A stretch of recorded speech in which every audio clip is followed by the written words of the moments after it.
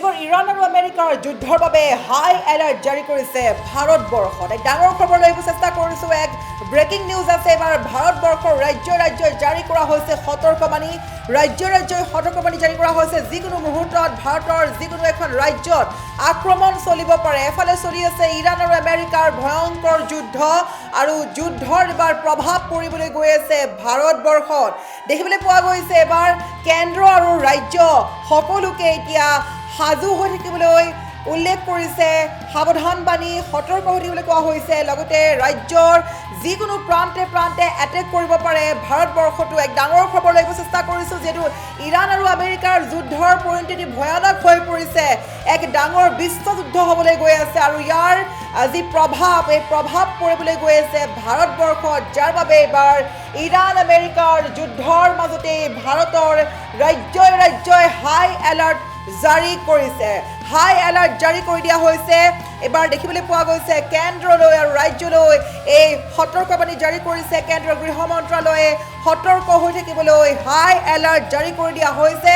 এফালে দেখিবলৈ পোৱা গৈছে ডনাল্ড ট্ৰাম্পৰ যি ধমকি, ডনাল্ড ট্ৰাম্পৰ ধমকি যেন এতিয়া আচলতে সেৱা মানিব লাগিব, কিয়নো শক্তিশালী হৈ পৰিছে ইৰাণৰ শক্তি অধিক দেখাবলৈ গৈছে। আৰু ইৰাণক যিসকলে সমৰ্থন কৰি উচতনিমূলক মন্তব্য কৰিছে বা সামাজিক মাধ্যমত যোনে ইৰাণৰ সমৰ্থন কৰি বাৰ্তা প্ৰেৰণ কৰি আছে, সেইসকল সাৱধান হওক। ইৰাণক সমৰ্থন কৰাৰ মাত্ৰকে আপুনিও পৰিব পাৰে মহাবিপদত। দেখিবলৈ পোৱা গৈছে খেমেনিৰ মৃত্যুৰ পিছতেই পুনৰ শক্তিশালী ৰূপত দেখিবলৈ পোৱা গৈছে ইৰাণক। ইজৰাইল আৰু আমেৰিকাক ধ্বংস কৰাৰ সমান্তৰালকৈ এইবাৰ ভাৰতৰ ৰাজ্যই জাৰি কৰি দিছে হাই এলাৰ্ট আৰু এই যুদ্ধৰ প্ৰভাৱ পৰিবলৈ পাৰে ভাৰতত।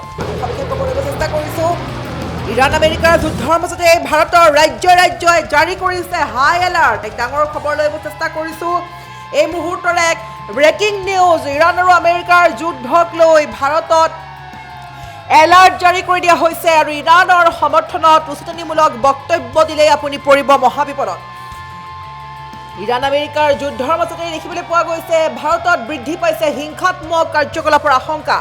কেন্দ্ৰ আৰু ৰাজ্য চৰকাৰক হাই এলাৰ্টত থকাৰ আহ্বান জাৰি কৰিছে আৰু ইৰাণৰ সমৰ্থনত যিসকলে উচতনিমূলক বক্তব্য দিছে সেই সকলো পৰিবলৈ গৈ আছে মহাবিপদত। সকলো ৰাজ্যক সতৰ্ক হৈ থকাৰ আহ্বান জাৰি কৰিছে কেন্দ্ৰীয় গৃহ মন্ত্ৰালয়। এক ডাঙৰ খবৰ এই মুহূৰ্তৰ ৱাৰ ব্ৰেকিং লৈ আহিব চেষ্টা কৰিছোঁ।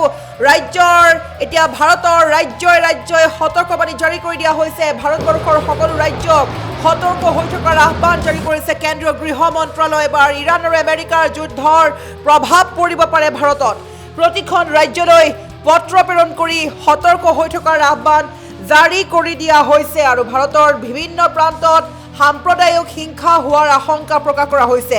সামাজিক মাধ্যমতো দেখিবলৈ পোৱা গৈছে বিভিন্নজনে আচলতে সাম্প্ৰদায়িক হিংসা প্ৰকোপ বৃদ্ধি কৰিছে আৰু একাংশ দুষ্ট চক্ৰই যুদ্ধৰ সুবিধা লৈ ভাৰতক কৰিব পাৰে আশংকা। ইতিমধ্যে ইৰাণৰ সমৰ্থনত ভাৰতৰ বিভিন্ন প্ৰান্তত সাব্যস্ত হৈছে এই ধৰণৰ কিছুমান তৰ্কাতৰ্কি আৰু ধৰ্মীয় সভাতো চৰকাৰ প্ৰশাসনৰ থাকিব কাৰা নজৰ। আৰু ইৰাণৰ সমৰ্থনত যদি কোনোবা ভাৰতীয়ই উচতনিমূলক ভাষণ দিয়ে তেন্তে সেইসকলক চিনাক্ত কৰাৰ নিৰ্দেশনা জাৰি কৰি দিয়া হৈছে। গতিকে যিকোনো প্ৰকাৰে আচলতে এই যুদ্ধৰ প্ৰভাৱ পৰিব পাৰে ভাৰতত। আৰু আজি পুৱাৰ ভাগত আমি যি খবৰ আগবঢ়াইছিলোঁ যে ইৰাণ ইজৰাইল আমেৰিকাৰ যুদ্ধৰ হিচাপে পাকিস্তান আৰু আফগানিস্তানতো আচলতে যুদ্ধৰ দামামা যুদ্ধ দেখিবলৈ পোৱা গৈছিল। যুদ্ধৰ আশংকা বৃদ্ধি পাইছিল। ক'ৰবাত যদি পাকিস্তানী সৈন্য নিহত হৈছে, ক'ৰবাত নিহত হৈছে আফগানিস্তানী। আৰু তাৰ মাজতে এইবাৰ ভাৰতবৰ্ষলৈও সতৰ্কবাণী জাৰি কৰি দিয়া হৈছে। এক বৃহৎ জয় যুদ্ধ হ'বলৈ গৈ আছে আৰু এই যুদ্ধ ইতিমধ্যে প্ৰথমে ডনাল্ড ট্ৰাম্পে যি ভাবুকি দিছিলে সেই ভাবুকিক বুঢ়া আঙুলি দেখুওৱা হৈছিলে আৰু খেমেনিৰ মৃত্যুৰ পিছতেই পুনৰ অধিক শক্তিশালী হৈ উঠিছিলে ইৰাণ আৰু ইজৰাইলৰ বিভিন্ন প্ৰান্তে প্ৰান্তে ধ্বংস কৰিছিলে ইৰাণে আৰু লগতে আমেৰিকাক ধ্বংস কৰাৰো ষড়যন্ত্ৰ ৰচিছিলে ইৰাণে। আৰু তাৰ মাজত ক'ব লাগিব এফালে যদি ইজৰাইলে এটেক কৰিছে, আনফালে দেখিবলৈ পোৱা গৈছে আমেৰিকা এটেক কৰিছে। তাৰ মাজতে ইৰাণত যেতিয়া খেমেনিৰ মৃত্যু হ'ল আৰু মৃত্যু হোৱাৰ পাছতেই শক্তিশালী প্ৰত্যুত্তৰ দিবলৈ সাজু হোৱা দেখা গৈছে ইৰাণক মিছাইলেৰে আক্ৰমণ কৰিছে মিছাইলেৰে ইজৰাইল ধ্বংস কৰিব চেষ্টা কৰিছে ড্ৰোনেৰে আক্ৰমণ কৰিছে এয়াৰ ষ্ট্ৰাইক কৰিছে মুঠৰ ওপৰত বিভিন্ন প্ৰান্তৰে আৰু শক্তিশালী বোমা নিক্ষেপ কৰিছে ইৰাণে অধিক শক্তিশালী হৈ দেখুৱাইছে আৰু খেমেনিৰ মৃত্যুৰ বাবে ইৰাণত হাহাকাৰ সৃষ্টি হৈছে আৰু খেমেনিৰ মৃত্যুৰ পিছতে ইৰাণে যেন আৰু অধিক শক্তি প্ৰদৰ্শন কৰিছে আৰু তাৰ পাছত দেখিবলৈ পোৱা গৈছে এবাৰ ইৰাণ আমেৰিকাৰ যুদ্ধৰ মাজতে ভাৰতৰ ৰাজ্যই হাই এলাৰ্ট জাৰি কৰি দিয়া হৈছে আমি পুনৰ জনাইছোঁ দৰ্শকসকলক এক ৱাৰ ব্ৰেকিং আহি পৰিছে এই মুহূৰ্তত যে যুদ্ধখন হৈ আছে ইৰাণ ইজৰাইল আৰু আমেৰিকাৰ যি যুদ্ধ চলি আছে এই যুদ্ধৰ প্ৰভাৱ পৰিছে পাকিস্তান আৰু আফগানিস্তানত আৰু এইবাৰ হাৰি যোৱা নাই ভাৰতবৰ্ষ